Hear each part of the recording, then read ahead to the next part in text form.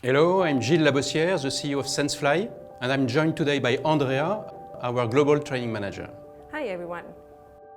Today we draw the winner of a free EBX, which will be gifted to the humanitarian organization of their choice, together with training provided by Andrea.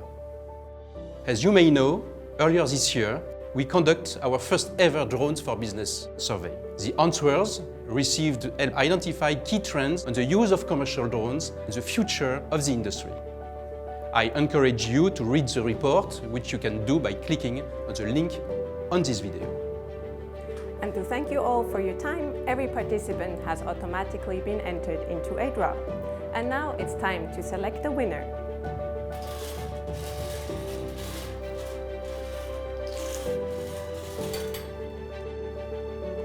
Number 16. And that makes the winner be Kylie Spears. Congratulations. Kylie Spears nominated the humanitarian organization International Committee of the Red Cross. We'll shortly be in touch to coordinate the delivery of your EBX mapping drone. Congratulations, and let's get flying!